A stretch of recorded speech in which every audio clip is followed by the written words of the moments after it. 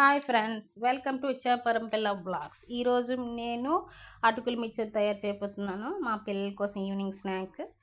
ముందుగా అటుకులు జల్లించుకుందామండి. ఏవైనా ఉండొచ్చు కదా అందులోన. ఇప్పుడు కళాయి పెట్టుకుందాం.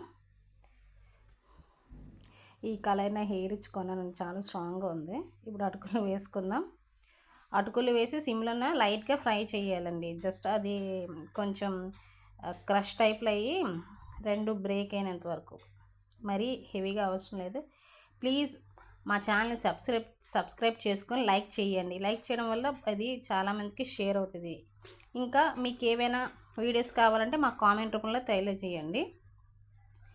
ఇవ్వండి, అయిపోయింది. ఇప్పుడు కళాయి తీసేద్దాం. అందులో కళాయిలోనే మళ్ళీ ఆయిల్ వేసుకుందామండి.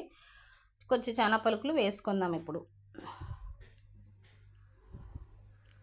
అది లైట్గా ఫ్రై అవనిద్దండి. సిమ్లోనే పెట్టండి, ఎందుకంటే లోన్ పచ్చిగా ఉండిపోతే హైలో పెడితే.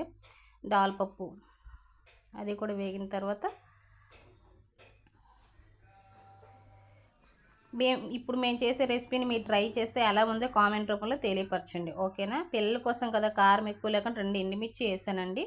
కొంచెం ఇప్పుడు కరివేపాకు వేసాను, వేగుతుంది. ఇప్పుడు కొంచెం అందులో పసుపు వేసుకుందాం కలర్ కోసం.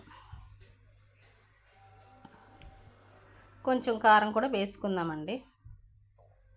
మా పాప లైట్ సెట్టింగ్ పెట్టింది మధ్యలో. కారం, ఉప్పు వేసుకున్న తర్వాత కారం వేసుకుందాం. నెక్స్ట్ కొంచెం ధనియాల పొడి నేను వేసుకున్నానండి, అది ఆప్షనల్, మీ ఇష్టం.